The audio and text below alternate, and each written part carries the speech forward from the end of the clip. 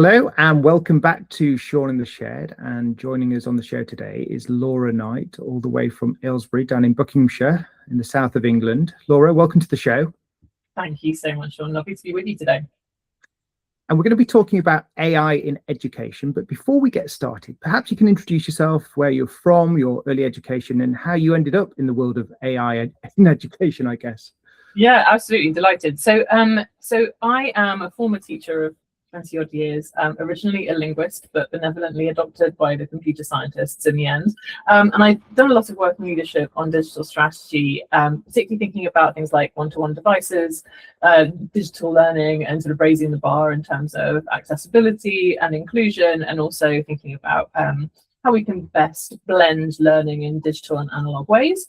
And I'm also really interested in online safeguarding and sort of digital well-being. All of those strands were part of my work in school, and then I have in more recent years built a consultancy where I do quite a lot of work, sort of advisory and consultancy work, and some training as well around some of these areas, supporting schools and trusts, but also universities and publishing companies. I work with government as well. I work with edtech companies. So I have a really interesting range of clients, and I do some interesting advisory board stuff as well. So a good busy diary. So if we look at the hype around AI and education, there is a lot of hype around AI, but where are schools when it comes to their journey in the adoption of AI? Because the adoption of the AI is the most important thing, making it useful for learning outcomes, reducing teacher workload. Where do you think we are? So it's an interesting question. And I think the first thing for us to consider is that schools are not a sort of single uniform monolith. And if we were to look at where, for example, tiny rural primary schools might be compared to large urban secondaries, big mats with lots of resources, tiny independent prep schools, whatever it happens to be, like there is a whole range here. So first of all, let's remember that variety, and consider that there are going to be all the colours of the rainbow in terms of adoption. So there are some schools who, if we are going to consider it in a fairly linear way, are quite far ahead, quite well established. They've put lots in place in terms of both policy and practice, for staff training, for delivering approaches and sharing best practice, that kind of thing. And then there are other schools who have maybe not taken that approach, and there's a number of reasons for that. What I often see is there is caution, and I think caution is a very useful thing in education. I think it's responsible to be cautious, but to do so from a position of being well informed and grounded in kind of research and good practice, rather than blanket fear. Obviously, there are some variations too in the approaches that different schools are taking, because that's why I was cautious about implying linearity here. There are some schools, for example, who have done lots of work on the operational side, and so their HR teams, their admin teams, all of the folks who are doing work across finance and those operational pieces might be using AI tools extensively, or might be doing so for sort of personal productivity, but that might not be affecting teaching and learning. And then there are other schools where we can see some really interesting and innovative practice with AI when it comes to the delivery of classroom practice, and they haven't necessarily looked at the operational side. So I think we should expect there to be lots of variety. There are some really great opportunities to explore what best practice looks like in this space, and I might, if that's okay, point you towards, and point your listeners towards the Good Future Foundation and the work that nonprofit is doing, supporting schools for free, so all free to schools in terms of CPD, but also in measuring progress and badging and recognizing that through the AI quality mark, which is a way of looking at it in a kind of measured and meaningful, impactful way. So if we look, there's obviously benefits to AI, but there's also risk. AI safety, there'll be certain teachers that are cautious when it comes to AI. Things like data, making sure that the data shared with the appropriate large language models. You've got Microsoft Copilot, you've got Google Gemini, GPT, and you've got the rise of Anthropic Claude. What flavors of AI are you seeing within schools? And are there pros and cons to just going with one LLM or going with multiple flavors? Sure. So this is a really interesting question. I think actually we get tied up in a number of knots here. The first is to think about it from a sort of data and compliance perspective. And in many cases, schools are reaching for the tool that is most closely aligned with their pre-existing kind of commercial arrangements that they have. So if they're already a Microsoft school or a Google school, it makes a lot of sense for them to use the tool that is within that ecosystem already. So whether that's Copilot or Gemini, for example. And I find it tricky that school technology is kind of tribal in that way, because it means then that perhaps the Google folks and the Microsoft folks don't talk to each other as much as they might, but here we are. But then there is another question, isn't there, around education-specific tools. So those general purpose large language models have some great utility in terms of productivity and all sorts of things. However, they are not designed specifically for education. And there is, I think, increasing evidence to show that if we want to see real impact for our pupils, we have to put quite a lot in place to make sure that what we're delivering to them is curriculum aligned, age appropriate, and responsible in terms of data and privacy, that kind of thing. And so there are also schools who are doing some great work on adopting AI tools that are specific for education. So, for example, I spent yesterday with Royal Grammar School Guildford, who are doing some really interesting work piloting Mindsjoy, for example. Eton have created Katebot, which is a really interesting approach that they've taken a kind of recipe building vibe with their tools that are, again, really helpful and very much aligned with both the sort of GCSE and A-level curriculums specific for the UK and very much with pupils' needs in mind. And one of the key reasons why that matters is that we want, when we're thinking about pupil use, to think about the benefits for learning. And that is about a transformational approach where the students have to sit with the struggle, the intellectual kind of battleground of learning, rather than just be dished out quick, easy answers and to be moving on. So we want transformational use rather than transactional use. Now, your kind of standard approach with a large language model that isn't primed for education might take you down that transactional route too easily, and that is going to cause problems for integrity and for learning outcomes.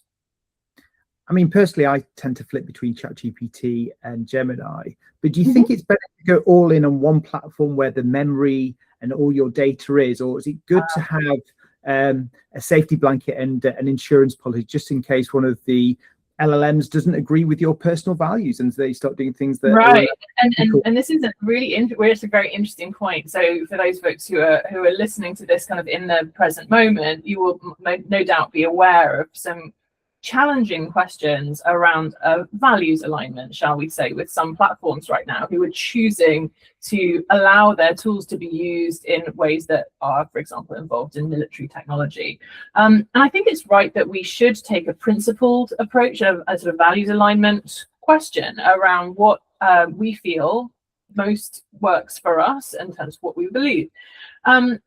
So this is a difficult one for lots of people who might well feel that there's this now real inertia about moving platforms because they feel like they're known and that they have this wealth of data and understanding within a particular platform, and moving is hard. I think it's less hard than we imagine, and that part of the issue around the Eliza effect and that sort of sense of anthropomorphizing of the technology is that we feel like it's our friend almost. And actually, I think we need to be much more clinical about this and think instead about where change is happening, how we can tread lightly with the technology in order to continue to get the best from it and make sure that we're not sinking into a kind of, I don't know, a pit of despair when it comes to values alignment or worry. And I do also think that it's important where companies are choosing a certain course, a certain path in terms of their strategic direction, that those of us who are, particularly those of us who are paid customers, are making sure that we're putting our money where our hearts are. Yeah, no, I couldn't agree more. And when it comes again back to adoption, is it a top-down approach or bottom-up? Because you've got students and some staff backdooring things like ChatGPT, but that might not be mandated by a multi-academy trust or a local.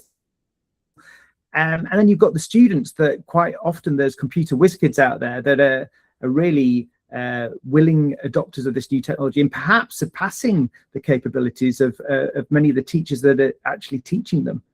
Yeah, and I think there's a couple of things that are interesting here. The first is that the vast majority of students will not be paying for AI technologies, and they will be using the free allowances and then some of whatever platform they can find in order to get their kind of basic needs met. I met a young man yesterday, he's in year 10, who told me, oh yeah, I have 5 ChatGPT accounts. I just cycled between them and used my free allowance until it's run out. And then I moved to the next. And when I finished with that, I moved to Copilot. And then they are very much like, I'm just going to use the free stuff as much as I can. And there was absolutely no question for them around, well, I've got to be pragmatic, and so it doesn't really matter which platform I use, as long as I'm not paying for it, I'm going to keep going and moving between them. I don't like Grok, but I have to use it because I can't get what I need from another platform, that kind of thing. I worry about shadow use, particularly where people have ingrained habits or this sense of belonging that actually is more anthropomorphization than good sense. Especially where that means that people are making decisions that fall outside of the boundaries set by a school. And I've met colleagues who who've made comments about this and said, oh, well, can't I just carry on using ChatGPT because I like it better? And I think, if we were talking about any other school technology or any other approach that we were taking in school to teaching and learning and being responsible and being professional, there would be no question that people would say, okay, well, I'll do what's required of me. But because consumer usage actually got stole a march on more enterprise approaches, there's this catch up now, which is very uncomfortable. And where we see strong leadership, leaders are really listening carefully and understanding what's happening, understanding the positive use cases, understanding where things are risky or perhaps out of alignment, and working hard on bringing that into focus. Where I see weaker leadership, there's a bit more of a sort of laissez-faire, or if I don't hear about it, then I'm going to assume it's not a problem approach. And I think what people are talking about is as interesting as what people are not talking about. There's a fabulous statistic from just at the back end of 2025 from TeacherTapp that shared that only about 57% of teaching staff who answered their question that week felt comfortable sharing what they were using AI for at work with their colleagues. Now, that says to me that there's nearly half of teachers who, for a number of reasons, are not comfortable talking about their professional practice. Now, that could be to do with uncertainty, could be to do with worrying about getting into trouble, could also be to do with shame. Because there is a real sense, isn't there, that people might be taking unethical shortcuts and people don't want to be thought of as kind of shirking or being lazy. But there is a whole new set of cultural norms and expectations, as well as pragmatic professional ones that need to be established. And so strong leaders who are doing the work on this are the ones who are really going to see alignment and strength in their community as they move forward with it. And ultimately, if we look at the world of work and future skills, education for education's sake, I'm a big believer in that. But ultimately, we've got an economy, we've got to fuel that with people that are going to do worthwhile work with the relevant skills that are needed in business. Yes. How do you escape and the learner journey going from AI in schools to AI in the workplace? Because one of the first interview questions that a person's going to ask is, what flavor or what have you done with AI? So I think there are a number of interesting things here. The first actually is not to do with technology at all. And I think what I would be really interested in exploring if I were a school and looking to build future ready, flourishing success, kind of, success ready children, is I would be looking at particular things around character education and integrity and decision making, and making sure that those young people could make choices based on an internal moral compass that they felt they had certainty about. The second thing is I think we should be looking at self-regulation and how to handle, particularly thinking about resilience, pressure, struggle, stress, and what happens when things are difficult, what happens when nobody's looking, but also what happens when everybody's looking. Because those young people who are going to be facing decisions about how they work that only happen in their own heads are going to need to be answerable to something. The hiring managers of the future are going to want to know that they are trustworthy, that they can deliver, making the best use of the tools. And I don't think that sort of polar opposite views of, well, I think AI is terrible and I don't want anything to do with it, like that's going to be a red flag. And so is, well, I do everything with AI. Why are you even asking me? We need young people to be able to articulate how they can augment, accelerate, and extend the best of their own human capability using technology well. And so That's partly digital literacy, it's partly character, it's partly that kind of internal well of I suppose wisdom and decision making, but also certainty, self-esteem, like knowing that your own opinion, your human view, and the value that you add to the world as a human being is worth adding, and that to just become part of a very passive experience is not helpful. And the final thing, I think, you know, in terms of future thriving, I would love to see an increased emphasis on children and young people as makers and creators, not just consumers and scrollers when it comes to technology. The more empowered young people are to not only look at technology as something they can experience, but something they can master, they can control, they can build, they can solve problems with, that's a generation that I would love to see, you know, kind of taking control and moving forwards and helping the country and the world thrive. Like, that's how we're going to see the society's most difficult problems be solved. And when it comes to AI in education, do you think the opportunity is more around lesson planning and prep, reducing the time taken there? Is it more on the assessment and marking side? Is it actually in the classroom? Where do you see the best examples of practice? So I think the place that I love to start actually is in adaptive teaching, and thinking about how we can best serve our SEND youngsters. There is unfortunately a growing challenge, particularly in the UK, where professionals are being asked to do more with less. So there are more young people, fewer resources, less time. You know, this is a real issue, and those young people deserve all of the best chances to access their educational experience, you know, with pride, with flair, with creativity, with power. And we also want to make sure that they have agency to use technology actively themselves as well to serve their own needs. So I think if I was going to start somewhere, it would be, I would start with SEND first of all, and look at how I can work perhaps with a SEND code, perhaps with the TAs in school, and look at how we can build adaptive teaching routines in when we're looking critically at our curriculum and our resources to make sure that we're meeting the needs of the pupils in front of us. And that doesn't have to take up your whole Sunday afternoon as a teacher anymore. There was a real workload issue there, a real workload issue. If teachers are looking at their week's planning and going, well, I've got these 4 kids or these 6 kids or these 12, 20 kids I've got to adapt for, and there's a limited amount of time in a week, you've got to be able to move quickly. And that used to be a real challenge. And I think AI is going to increasingly see that become much more straightforward. And the power then is about asking the right question. And helping teachers understand the capability and what's possible, and how to bring the very best evidence, the very best frameworks, the very best resources, so that we are leveling that up. So I think SEND is a really interesting starting point. And then I'd want to look at quality of life. Now, I honestly, I get a bit grumpy when people talk about efficiency all the time, because efficiency is really not that exciting. And you know, we don't work in factories where we're shaving seconds off a mechanical process. We're in the business of flourishing and human endeavor. And so I would love to see the emphasis, instead of on efficiency, being on more joy.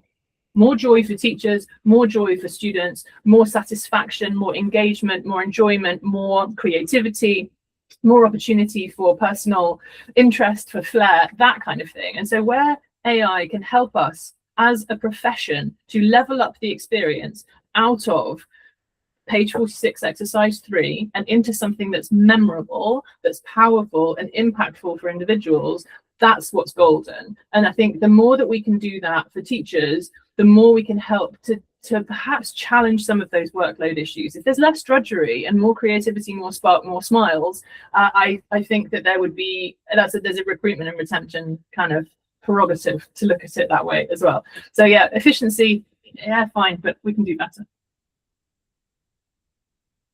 It sounds like the holy grail is personalization of learning, and that ability for somebody who's perhaps struggling with English to be able to speak to the AI. Yeah, for sure.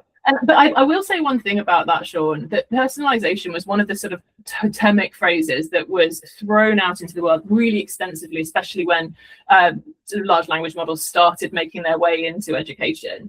And I worry a little bit about it as a term, because in the minds of, I'm going to say, too many edtech spaces and conversations, that seems to be a drive towards reimagining school like a call center, where you've got children just sort of face down, one-to-one with a device, not engaging with other people, but just being fed a whole bunch of questions, more digital stuff. And yes, personalization, but in the context of community, with eyes up and engaged and connected and human. That's the piece that really matters, not a call center.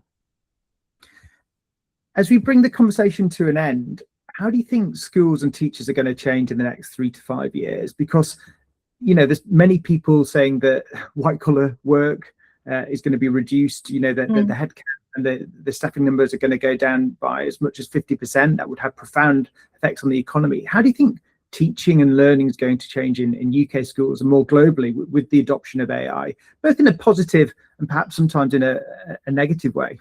For sure. So I think there are a couple of things that are worth noting here. First of all, I would say that teachers are not going anywhere. And anyone who's saying, oh, AI will be the end of teachers is yeah, definitely barking up the wrong tree. That's the first thing. And I think if I've shared anything about how human I see our profession, like, I think that's become very obvious from my view.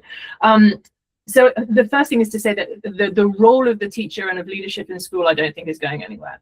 I do think we will see augmentation, acceleration, and you know, perhaps some shifting around how support is offered to pupils and how we operate in terms of, for example, coaching, training and mentoring, those kinds of things, and where we can see AI supplement and extend our capability where we don't have the scope to do that already. And I think the functions where we might see that are things like university preparation. I sort of heard a great case study recently about how some young people preparing for Oxbridge were using AI tools to help them train for interview and did voice work in order to, you know, be blasted with endless of the sorts of, you know, Oxbridge style questions that they would get. And that was offered and extended to those young people, not because it was replacing anything. They already had the human support, but there's no way that those individuals could have each have had 20 extra hours of training. So what I'm thinking about instead is how you level up possibilities where that can't currently be delivered by humans. Where can we extend those capabilities, for example? But I also think things like careers functions, universities, there's a lot of disruption we're going to be seeing about the higher education sector, I suspect, in the next 3 to 5 years. I think we will see changes around sort of self-access, micro-credentials, stackable, more flexible approaches to qualifications. I think is the death now bringing over university debt? If it isn't yet, it should be, because there are too many young people who've been sold a 70s dream and are ending up living in a 2020s nightmare, imagining that if they had this nice kind of white collar sounding degree that they would have this beautifully stable job for life that would be waiting for them, and they instead are living back in their, you know, parents' back bedroom with tens of thousands of pounds worth of debt and no job to go to. So and meanwhile there are folks with, you know, far fewer qualifications who are making 10 grand a week on TikTok, and they're thinking, hang on a minute, what's going on here? So I think we should be ready for the disruption in the space. I think we should be open to new ideas about entrepreneurship, about creativity, and what it means to work alongside and with technology, rather than to feel a sort of defeatist competitive approach to it. I don't think that serves anybody. But I do also think that we need to be thinking carefully about the future pathways we point towards, both in terms of further and higher education and in terms of future job roles. There are roles that right now I would not recommend anybody consider as you know, future thriving, because I don't think that those jobs are going to exist in the same way anymore. And so I think we should be alive to those possibilities and instead be looking perhaps more broadly in new ways about what those pathways might entail. No, so some really interesting insights and thoughts there, Laura. Thank you so much for your time today. In terms of people want to get in touch with you, is there a particular website they should go to? How do people get in touch? Sure. So always up for a chat, and very happy to connect with folks who are listening, particularly if you'd like to talk further about AI and sort of digital in education. So do come and say hello on LinkedIn. Obviously here, this is a great place for us to network and connect. My website is sapio.company, and you can join me via email at info@sapio.company. Laura, it's been fantastic speaking to you. Thank you so much for joining us on Sean in the Shed. And just learning about your perspectives on AI and education, and just the pace of it is quite exhilarating, isn't it? It is indeed. It is indeed. I wish everyone well with it.